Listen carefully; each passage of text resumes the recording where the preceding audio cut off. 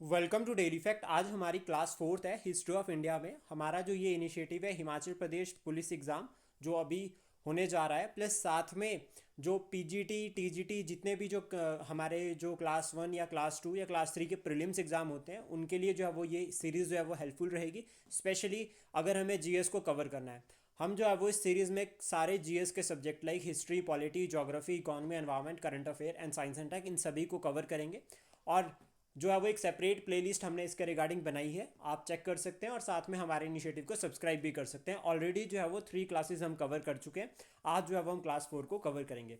आज हम बात करेंगे हिस्ट्री ऑफ इंडिया में, या अगर हम बात करें मॉडर्न हिस्ट्री में तो ईस्ट इंडिया कंपनी के बारे में, यानी कि 1765 से लेकर 1857 तक के जितने भी फेजेस हैं हमारे, अब जो है वो हम उनको कवर करेंगे। इससे पहले हम मुगल एम्पायर के बारे में पढ़ चुके हैं, रीजनल स्टेट्स के बारे में हम पढ़ चुके हैं और यूरोपियंस के बारे में हमने कवर कर दिया है।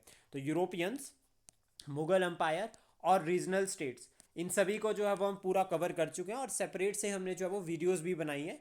और हमारा जो टारगेट है वो टू द पॉइंट है कि डायरेक्ट जो है वो पेपर के जितना पेपर में पूछा जाता है या जितने डेप्थ तक जो है वो पढ़ना चाहिए हमें एग्जाम के लिए उतना हम पढ़ेंगे। हमें कोई पीएचडी नहीं करनी है हिस्ट्री में। हमारा टारगेट रहेगा क्लियर कि हमें जितने फैक्ट हम पढ़ रहे हैं उतने हमें याद रह जाए। तो आज जो है वो हम बात करेंगे ईस्ट इंडिया कंपनी के बारे में। इंपॉर्टेंट जो हम डिस्कस करेंगे गवर्नर जनरल्स, साथ में ईस्ट इंडिया कंपनी के जो administrative measures, like east India company ने रिफॉर्म किया, कोई रेवेन्यू सिस्टम लेकर आए या एडमिनिस्ट्रेटिव मेजर ले, ये सभी हम कवर करेंगे। और साथ में कुछ important events like social, political और इकोनॉमिक जो इवेंट्स रहेंगे उनको भी हम कवर करेंगे।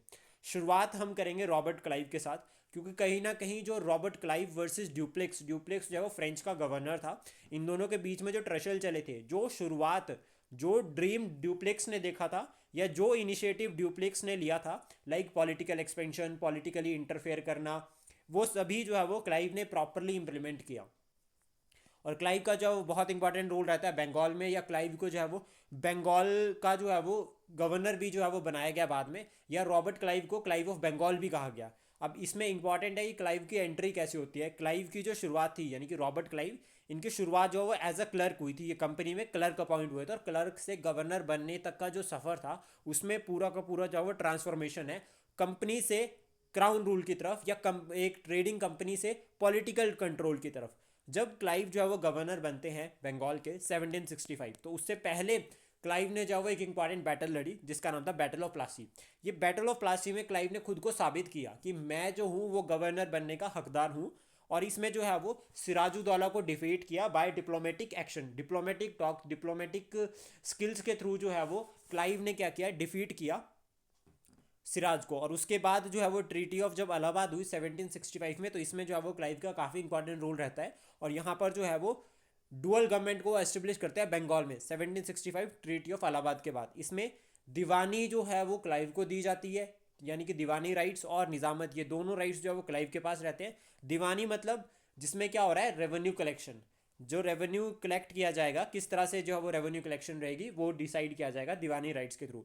और निजामत की अगर हम बात करें तो लॉ एंड ऑर्डर। तो कंपनी क्या करती है, एक तरह से इनडायरेक्ट रूल जो है वो शुरू करते हैं भारत में। और दीवान और निज़ाम ये दोनों कंपनी खुद अपॉइंट करती है। जब कंपनी अपॉइंट कर रही है तो उसको कहा जाता है किंग मेकर, यानी कि दीवान आपकी बंगाल की हिस्ट्री में कंपनी क्या बन गई, किंग मेकर बन गई। तो ये इंपॉर्टेंट है याद रखना कि कंपनी क्या बन गई, किंग मेकर। और क्लाइव ने जो है वो मीर जाफर को अपॉइंट कर दिया। मीर जाफर को क्लाइव ने अपॉइंट किया एज अ पपेट कि वो मेरे लिए काम करेगा। तो ये था क्लाइव के बारे में।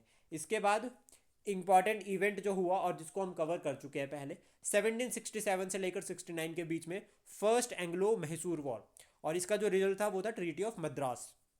ये काफ़ी इंपॉर्टेंट बैटल है। इसमें हैदर अली और ईस्ट इंडिया कंपनी के बीच में ये बैटल हुई, ठीक है। और इसका रिजल्ट ट्रीटी ऑफ मद्रास 1769। ये ईयर बहुत ज़्यादा इंपॉर्टेंट है। इस बैटल को हम ऑलरेडी जो है वो डिस्कस कर चुके हैं।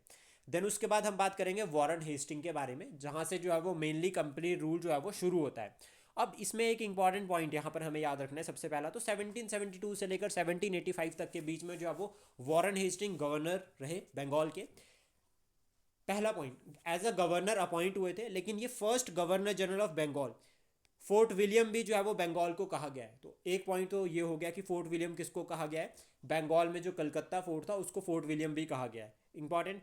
क्राउन ने इनको अपॉइंट किया था। मेनली जो टारगेट था क्राउन यानी कि ब्रिटेन का जो इनको टारगेट था इनको अपॉइंट करने का, वो था कि कंपनी के जो अफेयर्स है उनको रेगुलेट करना। जितने भी कंपनी के affairs like trade and commerce हो गया, अपॉइंटमेंट हो गई, उन सबको मैनेज करने के लिए जो वॉरेन हेस्टिंग को अपॉइंट किया गया। और इसका कारण क्या था कि क्यों अपॉइंट किया गया? तो सबसे पहले तो एक कंपनी ने बहुत बड़े लोन की डिमांड कर दी थी क्राउन से। अब क्राउन ने कहा कि आपको इतना पैसा क्यों चाहिए, आपको इतना लोन क्यों चाहिए, क्या आप इतना लोन वापस भी कर पाओगे? फिर उसके बाद करप्शन, कंपनी के जो एम्प्लॉयज़ थे उसमें बहुत ज़्यादा करप्शन हो रहा था, सब जो है वो कंपनी के नाम पे ट्रेड एंड कॉमर्स कर रहे थे। और साथ में इससे क्या हो रहा था कि रेवेन्यू कलेक्शन के लिए जो है वो काफ़ी ज़्यादा नुकसान जो है वो कंपनी को हो रहा था। तो इसका मतलब क्या हुआ कि डायरेक्ट जो है वो क्राउन ने जो है वो क्या करना शुरू कर दिया, कंपनी का अफेयर्स को रेगुलेट करना शुरू कर दिया। देन इसके बाद क्या होता है कि इसके टाइम पे जो इंपॉर्टेंट मेजर इवेंट है, अब हम मेजर इवेंट वाइज ही पढ़ेंगे सारा का सारा, तो उससे क्या है कि हर गवर्नर जनरल के टाइम पे जो इवेंट हुआ हमें याद भी हो जाएगा, प्लस साथ में क्रोनोलॉजी भी बन जाएगी। तो सबसे पहला जो पॉइंट हमें याद रखना है कि वो एंड ऑफ डुअल गवर्नमेंट। जो डुअल गवर्नमेंट क्लाइव ने शुरू की थी, वॉरेन हेस्टिंग ने उसको एंड किया कि ये दीवानी और निजामत वाला सिस्टम बहुत ज़्यादा करप्टेड हो चुका है, इससे अब जो है वो कंपनी को या क्राउन को कोई प्रॉफिट नहीं हो रहा है, तो इसको कर दिया ख़त्म। इसके बाद आता है रेगुलेटिंग एक्ट। अब कंपनी के अफेयर्स को रेगुलेट करना था। और ब्रिटिश में एक कंसेप्ट क्लियर कर लो कि parliamentary of form of government है, तो यानी कि पार्लियामेंट सुप्रीम है। जब पार्लियामेंट सुप्रीम है तो हर चीज़ कानून के थ्रू होगी। तो कानून बनाया गया जिसको कहा गया रेगुलेटिंग एक्ट 1773, जिसके थ्रू कंपनी के अफेयर्स को रेगुलेट किया गया। इसके फीचर्स को हम कवर करेंगे अभी। देन उसके बाद जो इंपॉर्टेंट इवेंट या जो पॉलिसी इन्होंने फॉलो की वो की पॉलिसी ऑफ रिंग फेंस, यानी कि बफर जोन। अब 1773 में जब वॉरेन हेस्टिंग जो है वो रूल करना शुरू करते हैं, Warren Hasting as a governor general थे, तो इस टाइम पे मराठा राइज कर रहे थे, ठीक है, साथ में अफगान की रेड्स, अफगान का डर था। और इंपॉर्टेंट पॉइंट ये है कि बंगाल में अवध वगैरह जो रीजन है, बंगाल के अराउंड में जो अवध वाला रीजन है, इसके साथ हमारी दोस्ती हो चुकी थी। अब इस रीजन को जो है वो एज अ बफर यूज किया against Maratha, against Abdali, against Nizam Nizam, इन सब के अगेंस्ट जो है वो अब्दाली या अफगान रेड्स हम इसको कह सकते हैं, इनके अगेंस्ट जो बफर की तरह जो है वो अवध को यूज़ किया, ताकि कंपनी पर अगर कोई अटैक होता है तो उससे पहले हमारे पास एक बफर जोन है जिससे जो है वो हमें संभलने का मौका मिल जाएगा। इसके बाद इंपॉर्टेंट इवेंट में फर्स्ट एंग्लो मराठा वॉर, इसको हम ऑलरेडी डिस्कस कर चुका है कि किस तरह से रघुनाथ राव बॉम्बे चले गए थे कि मुझे जो है वो पेशवा बनना है या मुझे जो है वो मराठों का सरदार बनना है। इन रिटर्न जो है वो फाइनल ट्रीटी होती है, और ट्रीटी जो है वो ट्रीटी ऑफ सालबाई 1782, ये ट्रीटी का ईयर बहुत ज़्यादा इंपॉर्टेंट है। इसके बाद सेकंड जो इंपॉर्टेंट बैटल हुई इनके टाइम पे वही सेकंड एंग्लो मैसूर वॉर 1780 से लेकर 84। इस यहाँ पर जो है वो 82 में पहले तो याद रखना कि हैदर अली की डेथ हो गई, उसके बाद उनके बेटे ने टीपू सुल्तान ने जो है वो लीड किया था, और यहाँ पर ट्रीटी ऑफ मैंगलोर रुकी है 1784 में। इंपॉर्टेंट जो सीरीज इनिशिएटिव्स रिफॉर्म्स की अगर हम बात करें तो सबसे पहला सुप्रीम कोर्ट जो है वो एस्टेब्लिश किया गया था 1774 में। और ये कहाँ पर किया गया था? कलकत्ता में। और इसमें जो है वो टोटल 4 जजेस थे, 3+1, यानी कि एक जो है वो चीफ जस्टिस, और चीफ जस्टिस का नाम था एलिजा एम्फे। पिट्स एक्ट 1784 का आया जिसके थ्रू भी रिफॉर्म्स हुए। रोहिला वॉर 1774 की, और इसमें जो जो रूलर था रोहिला का वो था हाफिज रहमत खान। अब इसकी स्टोरी कुछ ऐसी है कि रोहिलखंड, देखो इंपॉर्टेंट पॉइंट समझना कि ये हो गया बंगाल, ठीक है, यहाँ पर हो गया बंगाल, ये हो गया अवध, और ये हो गया रोहिलखंड, और यहाँ हो गया नीचे मराठा। अब ये मराठा जो है वो अटैक करने जा रहे थे अवध के ऊपर, ऐसा जो है वो प्लान बन रहा था ऐसा, लेकिन और इसमें ये कहा कि रोहिलखंड हो सकता है कि वो मराठा को सपोर्ट करे।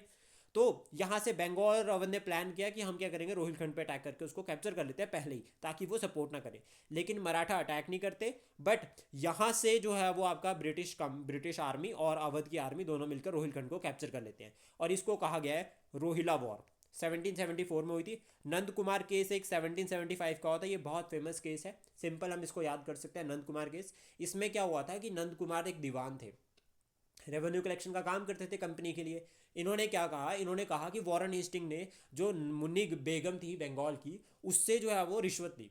दैट मीन्स करप्शन के चार्जेस किसके अगेंस्ट लगाए इन्होंने? वॉरेन हेस्टिंग के। बट लेकिन वॉरेन हेस्टिंग ने अपने जो जो जज दोस्त थे उनके साथ मिलकर नंद कुमार को ही दोषी सिद्ध कर दिया, और नंद कुमार को फिर जो फांसी हो गई, और पहली फांसी हो रखी है इंडियन अगर कोई था तो ये नंद कुमार थे जिनको फांसी हुई है। देन उसके बाद एशियाटिक सोसाइटी ऑफ बंगाल बनी 1784 में, और विलियम जोन्स ने बनाई थी। ये बहुत ज़्यादा इंपॉर्टेंट ऑर्गेनाइजेशन है। इसके बाद सेकंड एंग्लो मैसूर वॉर को हम ऑलरेडी डिस्कस कर चुके हैं, और पूरा हमने इसको कवर कर भी दिया है। फीचर्स की हम बात करते हैं रेगुलेटिंग एक्ट, क्योंकि ये काफ़ी इंपॉर्टेंट है। अगर आपको स्टेटमेंट वाइज क्वेश्चन आते हैं तो इस तरह से क्वेश्चन जो है वो फंस सकता है एग्जाम में। तो सबसे पहले तो याद रखना कि इसमें कोर्ट ऑफ डायरेक्टर्स को अपॉइंट किया गया, जिनका जो टर्म होगी वो 4 साल की होगी। गवर्नर ऑफ बंगाल को गवर्नर जनरल ऑफ बंगाल बना दिया, और 4 मेंबर्स की जो है वो एग्जीक्यूटिव काउंसिल दी। एग्जीक्यूटिव काउंसिल का मतलब हो गया कि एक तरह से जो है वो कार्य करने के लिए या इंप्लीमेंट करने के लिए कोई बॉडी बनाई, तो वो कौन होगी? आपकी एग्जीक्यूटिव काउंसिल। कानून कहाँ से बनकर आएंगे? कानून बनकर आएंगे ब्रिटेन से, लेकिन उनको इंप्लीमेंट जो है वो ये काउंसिल करेगी। फिर ये कहा गया कि ये काउंसिल में सिर्फ और सिर्फ गवर्नर का डिसीजन नहीं रहेगा, गवर्नर जनरल का डिसीजन नहीं रहेगा, यहाँ पे मेजॉरिटी वोटिंग के थ्रू डिसीजन लिया जाएगा। और कहीं पर भी अगर इक्वल वोट का सिस्टम होता है तो उस केस में क्या होगा, यहाँ पे कास्टिंग वोट रहेगी। इसके बाद सुप्रीम कोर्ट को एस्टेब्लिश किया गया, तो रेगुलेटिंग एक्ट 1773 के अंडर सुप्रीम कोर्ट बना कलकत्ता में। देन उसके बाद यहाँ पर एक इंपॉर्टेंट पॉइंट ये आता है कि कंपनी को ये कहा गया, कंपनी के जो ऑफिशियल थे, जो सर्वेंट थे, उनको ये कहा गया कि आप किसी भी तरह का गिफ्ट नहीं लोगे, किसी भी तरह का पैसा जो है वो इंडियन रॉयल प्रिंसेस से नहीं लोगे, ऐसा जो है वो क्लियर इसमें मेंशन किया गया। इसका मेन टारगेट था कि जो करप्शन हो रहा है उसको खत्म किया जा सके। देन उसके बाद पिट्स एक्ट, इसके बारे में इंपॉर्टेंट पॉइंट तो हमें जो याद रखना है वो एक बार ऑलरेडी एग्जाम में पूछा भी गया है। तो सबसे पहले तो याद रखना कि यहाँ भी एक डुअल गवर्नमेंट शुरू होती है, board of control and court of director. अब ये डुअल गवर्नमेंट कंपनी के अंडर शुरू हुई। पहले कोर्ट ऑफ डायरेक्टर्स बन गया था जो क्या देख रहे थे, कमर्शियल अफेयर, लेकिन अब एक बोर्ड ऑफ कंट्रोल बनाया गया जो क्या करेगा, एडमिनिस्ट्रेटिव अफेयर्स को भी देखेगा। यानी कि एडमिनिस्ट्रेशन कौन देखेगा, बोर्ड ऑफ कंट्रोल देखेगा कंपनी की, और कमर्शियल अफेयर कौन देखेगा, कोर्ट ऑफ डायरेक्टर्स। इसको भी डुअल गवर्नमेंट कहा गया है। देन उसके बाद जो एग्जीक्यूटिव काउंसिल थी, पहले उसमें 4 मेंबर थे, अभी क्या कर दिया, 3 मेंबर्स कर दिए, 1 मेंबर कम कर दिया। और यहाँ पर इस एक्ट में सबसे पहले कहा गया है कि कंपनी के जितना भी पोजेशन है भारत में वो क्या है, ब्रिटिश टेरिटरीज। यानी कि अगर कोई कंपनी है, उसकी मान लीजिए ईस्ट इंडिया कंपनी है, और उसका कंट्रोल जो है वो जितना रीजन पे है इंडिया में, वो सब किसका पार्ट है, ब्रिटेन क्राउन का है। ऐसा जो है वो यहाँ पर कहा, क्योंकि कंपनी भी ब्रिटेन का ही पार्ट थी, और कंपनी की टेरिटरी ब्रिटेन की टेरिटरी, और कंपनी इटसेल्फ जो है वो ब्रिटेन का पार्ट है। देन इसके बाद 1784 में यहाँ पे एशियाटिक सोसाइटी ऑफ बंगाल बनी। ये किसने बनाई थी, विलियम जोन्स ने। और ये जो विलियम जोन्स हैं, इन्होंने बहुत इंपॉर्टेंट रोल प्ले किया है। इवन ट्रांसलेशन, जितने भी हमारे धर्म ग्रंथ हो गए, या जो अदर रिलीजियस बुक्स हो गई, या फिर जो सेकुलर बुक्स हो गई, उनकी जो ट्रांसलेशन है इंग्लिश में, वो इस सोसाइटी ने की है। जैसे फॉर एग्जांपल एक विलियम जोन्स, अभिजना शकुंतलम, ये कालिदास का प्ले था, इसको ट्रांसलेट किया था इंग्लिश में विलियम जोन्स ने। मनुस्मृति को ट्रांसलेट किया था इंग्लिश में विलियम जोन्स ने। ऋतु संहारा को ट्रांसलेट किया था इंग्लिश में विलियम जोन्स ने। और ये अब गीता गोविंदा जो थी, इसको भी ट्रांसलेट किया था इंग्लिश में विलियम जोन्स ने। तो ये डायरेक्ट पूछा जा सकता है कि किसने ट्रांसलेशन की है, और इस तरह के क्वेश्चन एग्जाम में पूछे भी जाते हैं, तो ये इंपॉर्टेंट फैक्ट है, इसको हम लर्न कर सकते हैं। इसके बाद चार्ल्स वर्किंस की अगर हम बात करें, तो भगवत गीता और हितोपदेश, इन दोनों को ट्रांसलेट किया था, और ये ऑलरेडी लाइड में भी पूछ रखा है एक बार क्वेश्चन। देन उसके बाद जॉन शोर की अगर हम बात करें, तो योगा वशिष्ठा जो है वो ट्रांसलेट की थी इन्होंने इंग्लिश में। ये भी इंपॉर्टेंट है काफ़ी, तो इनको हम याद कर सकते हैं, डायरेक्ट एग्जाम में पूछा भी गया है। तो यानी कि एशियाटिक सोसाइटी ऑफ बंगाल ने क्या किया, एक तरह से जो हमारे बुक्स थी उनको ट्रांसलेशन की इंग्लिश में। फिर इससे क्या हो गया कि पहले सिर्फ ब्राह्मण पढ़ पाते थे, क्योंकि उनको संस्कृत पढ़ने की जो है वो परमिशन थी हमारी सोसाइटी में। तो यहाँ पर जब इंग्लिश में ट्रांसलेशन हो गई, तो जो एजुकेटेड इंडियंस थे, जिन्होंने जो है वो इंग्लिश पढ़ना शुरू किया था, उन सब ने जो है वो इंग्लिश की में जो ये बुक्स थी इनको पढ़ा। तो इससे जो है वो कहीं ना कहीं सेल्फ अवेकनिंग, और जो सोशल रिफॉर्म्स के लिए जो मॉडर्न पीरियड में अगर हम बात करें, भारत में जो सोशल रिफॉर्म शुरू हुए, उनके लिए जो वो यहाँ से बहुत हेल्प मिली। क्योंकि इन्होंने पढ़ा कि राम राज्य का भी कोई कंसेप्ट था, इन्होंने पढ़ा कि इंडस वैली सिविलाइजेशन, भाई हमारे पास तो पहले से ही डेमोक्रेटिक फॉर्म ऑफ गवर्नमेंट थी, पहले से ही हमारे पास शहर थे। तो इससे जो है वो हमें काफ़ी हेल्प मिली, और सेल्फ अवेकनिंग और कहीं ना कहीं जो वेव ऑफ नेशनलिज्म है वो भी शुरुआत जो है वो यहाँ से होती है। देन उसके बाद नेक्स्ट जो गवर्नर जनरल भारत में आए वो थे लॉर्ड कॉर्नवालिस। ये बहुत इंपॉर्टेंट पर्सनालिटी है, 1785 से लेकर 1993, और जो है वो सीक्वेंस भी जो है वो हम याद कर सकते हैं गवर्नर जनरल्स का, तो हम वैसे ही जो है उसको पूरा कवर करेंगे। देन उसके बाद इनको कहा जाता है, सबसे पहले पॉइंट याद रखना, father of civil services in India. Father of civil services, Bharat में जो IAS IPS है, ठीक है, इन्होंने इंट्रोड्यूस किया था ये कंसेप्ट। मेजर इवेंट्स जो इनके टाइम पे हुए, थर्ड एंग्लो मैसूर वॉर 1790 से लेकर 92, इसका जो रिजल्ट था वो था ट्रीटी ऑफ श्रीरंगपट्टनम। टीपू सुल्तान के साथ ये जो है वो ये ट्रीटी साइन की थी, और ये वॉर जो है वो कॉर्नवालिस ने खुद लीड की थी। इतनी इंपॉर्टेंट वॉर है, टीपू सुल्तान इतना राइज कर रहे थे कि कॉर्नवालिस को खुद जो है वो इस वॉर को लीड करना पड़ा। परमानेंट सेटलमेंट का कंसेप्ट इन्होंने इंट्रोड्यूस किया, जिसको ज़मींदारी सिस्टम भी कहा गया है 1793 में। इसको भी हम जो है वो डिस्कस करेंगे। प्लस एक बात और याद रखना कि सर जॉन शोर ये नेक्स्ट गवर्नर जनरल हुए और इन्होंने काफ़ी इंपॉर्टेंट रोल प्ले किया है in the implementation of permanent settlement. ये परमानेंट सेटलमेंट बहुत ज़्यादा इंपॉर्टेंट है।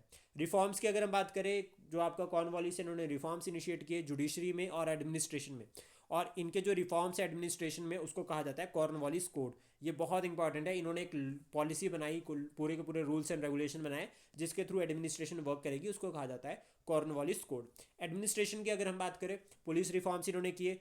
पुलिस में इन्होंने दरोगा सिस्टम बनाया।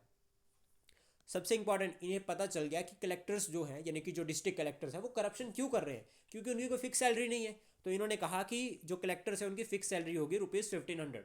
फिक्स किया कि आप इससे ज़्यादा आपको सैलरी नहीं मिलेगी, पहला पॉइंट। तो इससे क्या हो गया, सैलरी फिक्स हो गई तो पता चलेगा इनके पास कितना पैसा आ रहा है, कितना पैसा जा रहा है। देन उसके बाद ये बिलीव करते थे सेपरेशन ऑफ पावर में। तो इन्होंने क्या किया कि डिस्ट्रिक्ट जज और डिस्ट्रिक्ट कलेक्टर की पोस्ट को सेपरेट किया। डिस्ट्रिक्ट कलेक्टर को बोला कि आप क्या करोगे, रेवेन्यू कलेक्शन का काम करोगे। डिस्ट्रिक्ट कलेक्टर को कहा कि आपका काम है रेवेन्यू कलेक्शन का, और डिस्ट्रिक्ट जज को बोला कि आप जो जुडिशियल मैटर देखोगे। दो इंपॉर्टेंट, जुडिशरी में रिफॉर्म्स का कंसेप्ट भी जो है वो ये लेकर आए, जिसमें इन्होंने क्या किया कि जो हमारा जुडिशियल सिस्टम था उसको पूरा जो है वो रीऑर्गेनाइज किया। सबसे पहले इन्होंने कहा कि जो डिस्ट्रिक्ट जज होगा वो यूरोपियन होगा, और उसके नीचे लोअर जो जज होंगे वो इंडियन होंगे। पहला पॉइंट याद रखना कि डिस्ट्रिक्ट जज कौन होगा, यूरोपियन होगा, और जो लोअर होंगे वो कौन होंगे, अब लोअर जजेस वो भारतीय होंगे। लॉज के लिए इन्होंने कहा कि कानून किस तरह से होंगे। अब एक कानून जो रिफॉर्म्स के लिए लेकर आए थे वो था आपका रेगुलेटिंग एक्ट और पिट्स एक्ट, लेकिन उसके बाद जुडिशरी के लिए कोई कानून नहीं था कि भारत की के ऊपर क्या इंग्लिश लॉज लगेंगे या मुस्लिम लॉज लगेंगे या हिंदू लॉज लगेंगे। तो यहाँ पर इन्होंने कहा कॉर्नवालिस ने कि जो सिविल केसेस है, ठीक है, उसमें क्या होगा, हिंदू और मुस्लिम दोनों लॉज जो है वो लगाएंगे। मतलब हिंदू का अगर कोई सिविल केस है तो हिंदू का कानून लगेगा, और मुस्लिम का कोई केस है तो मुस्लिम का। फॉर एग्जांपल एक हिंदू मैरिज में अगर डाइवोर्स होना है तो वो हिंदू लॉ के अकॉर्डिंग होगा, मुस्लिम में तो मुस्लिम के अकॉर्डिंग। ऐसा जो है वो इन्होंने कहा। लेकिन क्रिमिनल केसेस में इन्होंने कहा कि ओनली मुस्लिम लॉज जो है वो वही अप्लाइड होंगे, क्योंकि मुगल जो एम्पायर या मुगल रूल जो है वो भारत में स्टिल एक्टिव था और कंपनी ने डायरेक्टली रूल करना शुरू नहीं किया था। देन उसके बाद परमानेंट सेटलमेंट की अगर हम बात करें यहाँ पे, तो ये इंपॉर्टेंट इनिशिएटिव है। इसको ज़मींदारी सिस्टम भी कहा गया है, और एक तरह से जो है वो ये फ्यूडलिज्म का कंसेप्ट है। It is a part of feudalism. जो ये परमानेंट सेटलमेंट है ये कहाँ पर लगाई गई थी, वेस्ट बंगाल, उड़ीसा, बिहार और यूपी और एमपी, यानी कि मोस्ट प्रोबेबली जो है आपका ईस्टर्न इंडिया और नॉर्थ, इसमें जो है वो आपका वेस्ट बंगाल मेन पार्ट है। और इंपॉर्टेंट पॉइंट याद रखना कि ये वहीं उसी रीजन में अप्लाइड हुई है जहाँ पर आपके बड़े बड़े ज़मींदार थे। अब कहानी कुछ इस तरह से है कि कंपनी ने रूल करना शुरू कर दिया। अब अगर बाहर से लोग एम्प्लॉय जो है यूरोप से लोग लेकर आते हैं रेवेन्यू कलेक्शन के लिए, तो वो पॉसिबल नहीं था क्योंकि उनको पैसा देना पड़ना था बहुत ज़्यादा, और इतना टाइम भी नहीं था। तो रेवेन्यू कलेक्शन के लिए एक सिस्टम ढूंढा गया, वो था परमानेंट सेटलमेंट। इसमें यह कहा गया कि ज़मींदार को हम क्या दे रहे हैं, उनकी ज़मींदारी के राइट दे रहे हैं, यानी कि ज़मींदार को जो है वो ज़मीन का मालिक बना दिया, और उसको बोला कि आपको हमें फिक्स रेवेन्यू कलेक्ट करके देना है। It is your responsibility. ज़मींदार को बोला कि भाई साहब ये आपकी रिस्पॉन्सिबिलिटी है और आपको जो है वो रेवेन्यू कलेक्ट करके हमें पे करना है, इतना। और इसमें यह कहा गया कि आपको जो है वो ज़मींदारी जो है वो आपका सनसेट, यानी कि शाम होने से पहले, सूर्य डूबने से पहले, जो सूरज डूबने से पहले जमा करनी है। अगर आप नहीं कर पाते हो तो आपकी ज़मींदारी चली भी जाएगी। यानी कि कंपनी का क्या मेन इंटरेस्ट था, कंपनी को चाहिए पैसा। जमींदार को बोला भाई जैसे मर्जी कलेक्ट करके दे, और कितना पैसा चाहिए, 89% तक का जो है वो कंपनी को लेना है, रेस्ट जो है वो ज़मींदार अपने पास रख सकता है। पहला पॉइंट। तो इसमें क्या हो गया कि ज़मींदार जो है वो ज़मीन का मालिक बन गया, और पीजेंट जो मेन काम कर रहा था, यानी कि जो किसान थे जिनकी वो ज़मीन थी, जो काम कर रहे हैं, उनके पास से ज़मीन के राइट चले गए। Revenue collection almost 89%। अभी रेस्ट जो है वो अपने पास रखेंगे, यानी कि बाकी जितना बचता है वो अपने पास रख सकता है। तो ज़मींदार क्या कर रहे थे यहाँ पे, ज़मींदार जो है वो 100% कलेक्ट करने की कोशिश करते थे किसानों से, और 89% दे देते थे कंपनी को। तो इससे क्या हो गया, ज़मींदार भी रिच होने शुरू हो गए, लेकिन जो किसान थे, ये पीजेंट्स थे, उनके ऊपर जो है वो बहुत बुरा असर पड़ने लग गया। इसके बाद इसका इम्पैक्ट अगर हम बात करें तो रेवेन्यू बर्डन पीजेंट के ऊपर इंक्रीज हुआ। साथ में यहाँ पर एक पॉइंट और आता है कि ज़मींदार ने जो है वो ज़मींदारी कलेक्शन की तरफ फोकस किया, और एग्रीकल्चर पे रिफॉर्म्स की नहीं, उन्होंने एग्रीकल्चर में सुधार करने की कोशिश नहीं करी। और इससे क्या होगा, सॉइल जो है वो, सॉइल की हेल्थ पर असर पड़ गया, ज़मीन जो है वो बंजर होने लगी। जब ज़मीन बंजर होने लगी तो उससे क्या हो गया, प्रोडक्शन कम हो गई। जब प्रोडक्शन कम हो गई तो उसका डायरेक्ट रिजल्ट बनता है फेमाइंस, यानी कि भुखमरी, महामारी ये सभी स्प्रेड होने लग गए, डिजीज स्प्रेड होने लग गई, तो जिसकी वजह से भी काफ़ी नुकसान हुआ और कोई कंपनसेशन जो है वो नहीं मिला। तो एक पॉइंट ये हो गया। साथ में दूसरा पॉइंट याद रखना कि हमारे यहाँ पर ये क्लियर था कि जमींदार ज़मीन जो है वो पुश्तों में आगे आगे चलती है, हेरिडेटरी सिस्टम में चलती है। लेकिन ब्रिटिशर्स ने क्या किया, ज़मींदारी को लैंड कॉमोडिटी जो है वो मार्केट कॉमोडिटी बना दिया, यानी कि ज़मीन को भी बेचेंगे। अगर एक ज़मींदार जो है वो अपनी ज़मींदारी नहीं पे कर पाता तो उसकी जितनी भी ज़मींदारी है, ज़मीन है, वो सारी की सारी दूसरा बड़ा ज़मींदार खरीद सकता है। ऑक्शन करेंगे ज़मीन का, तो इससे क्या हुआ कि जो आपकी धरती थी, जो भूमि थी, वो क्या बन गई, मार्केट कॉमोडिटी बन गई। इसको इम्प्लीमेंट करने में एक गवर्नर थे जिनका रोल बहुत इंपॉर्टेंट जो बहुत इंपॉर्टेंट रोल रहा, वो थे सर जॉन शोर। 1793 से लेकर 98 तक जो है वो उन्होंने जो है वो एज अ गवर्नर जनरल जो है वो बंगाल में लीड किया। इंपॉर्टेंट है, इनका रोल जो है वो बहुत इंपॉर्टेंट रहता है परमानेंट सेटलमेंट की इम्प्लीमेंटेशन में। और रेवेन्यू सिस्टम में ये बहुत ज़्यादा एक्सपर्ट भी थे, बहुत नॉलेज जो है वो उनको थी। बैटल ऑफ खदरा जो है वो इनके टाइम में हुई, खरदा या भी कह सकते हैं हम इसको, 1795 में। और ये लड़ाई जो है वो किस किस के बीच में हो रखी है, निज़ाम और मराठा के बीच में। और इसमें जो रिजल्ट था, मराठास की विक्ट्री। मैंने आपको बताया था कि बफर जोन बनाया, क्यों बनाया बफर जोन, क्योंकि मराठा जो है वो रेड कर रहे थे, तो मराठा ने कहाँ पर, खदरा में जो निज़ाम को भी डिफीट कर दिया था। इसके बाद इंपॉर्टेंट इवेंट जो एक और है वो है चार्टर एक्ट 1793। चार्टर एक्ट 1793 में कंपनी को जो है वो 20 साल की मोनोपोली दी। कंपनी को कहा कि आपको 20 साल और व्यापार कर लो, इसके बाद अदर यूरोपियंस को भी जो है वो हम भारत के साथ व्यापार करने देंगे। इसका जो मेन कारण था वो था इंडस्ट्रियल रेवोल्यूशन, औद्योगिक क्रांति जो ब्रिटेन में हुई थी, उसकी वजह से अदर जो है वो मर्चेंट्स वो भी राइज कर रहे थे, अदर बिजनेसमैन जो थे आपका ब्रिटेन में, वो सभी भी जो है वो राइज कर रहे थे। तो जिसकी वजह से उन्होंने प्रेशर दिया पार्लियामेंट के ऊपर कि अब हमें भी भारत के साथ व्यापार करना है। तो लेकिन कंपनी ने यहाँ पर कहा कि क्राउन ने कंपनी को ये कहा कि आपको 20 साल की जो है वो मोनोपोली दी जा रही है। इसके बाद इंपॉर्टेंट पॉइंट और आता है कि यहाँ पर सेंट्रलाइजेशन ऑफ पावर की गई, यानी कि गवर्नर जनरल को और ज़्यादा जो है वो शक्तियाँ दी गई। Thank you, please support, share and subscribe daily fact. जल्दी मिलते हैं क्लास 5th में।